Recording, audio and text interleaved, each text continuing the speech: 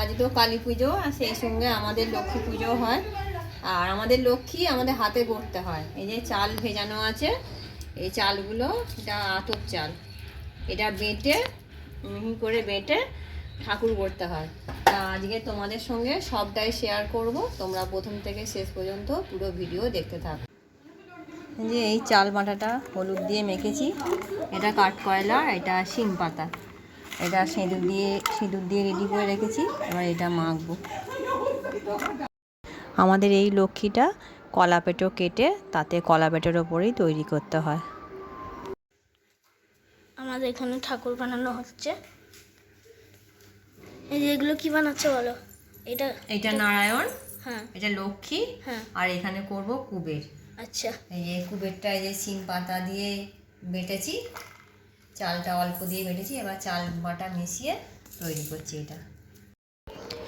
আমি তো ঠাকুর গড়তে বসে গেছি, কিন্তু তখনও আমরা তিনজনে উপোস আছি, কেননা কিছু খেয়ে তো ঠাকুরটা গড়া যাবে না।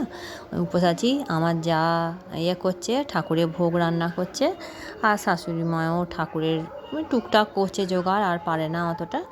আমরা দু জায়ে মিলেই করি। তা আমাদের ঠাকুর গড়া শুরু হয়ে গেছে, আর মাথার চুল, পায়ের জুতো, গয়না সমস্তটাই করতে হয়। একে একে আমি এরকম করে নিচ্ছি, আর সঙ্গে 21 প্রদীপও করছি। তবে আজকে আমার ক্যামেরাম্যান হচ্ছে আমার নাতি বলছে, আমাকে ছোটো দিদান, আমি ছোটে, তোমার ক্যামেরাটা, ফোনটা আমি ধরে তোমার ভিডিও করে দিচ্ছি। এই যে আমার মোটামুটি ঠাকুর হয়ে গেছে তৈরি করা। এটা হয়েছে কুবেরের ধন। কুবেরের ধন হচ্ছে এই ওপরেরটা হচ্ছে কুবেরের ধন। এটা লক্ষ্মী ঝাঁপি, এটা নারায়ণ।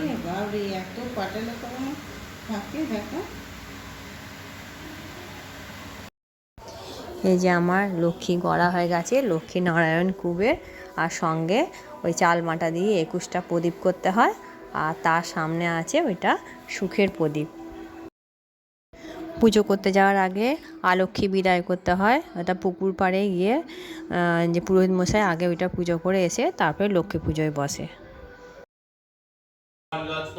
গোবিন্দং পুণ্ডরীকাক্ষরক্ষুমং শরণাগতং সর্বামঙ্গল মঙ্গলম বরেণ বরদং শুভম নারায়ণ গোবিন্দমণ্ডল মধ্যবর্তী নারায়ণ সরৌ সিংহাসন সন্নিবেশিতং কেবলবান কোনকুলবান কৃতহারি হিরণ্ময় ভগবদ্গীত শঙ্খচক্রম।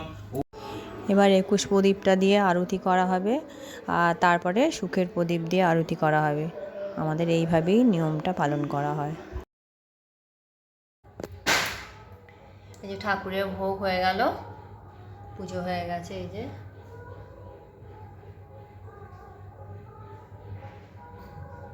পুজো হয়ে গেল, ভোগ হয়ে গেল বেলাবেলি।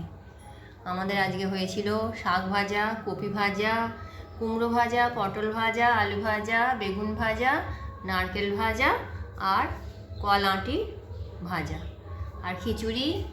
এটা হচ্ছে তেঁতুলের টক করতে হয়, আর পায়েস। এদিকে পুজো হয়ে গেল। এবার ছেলে মেয়েরা, নাতি সবাই মিলে বাইরে এবার বোমবাজি ফাটাতে লাগলো।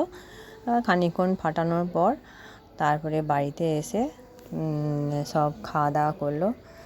তা আমার এই ভিডিও তোমাদের কেমন লাগলো তোমরা অবশ্যই কমেন্ট করে জানাবে।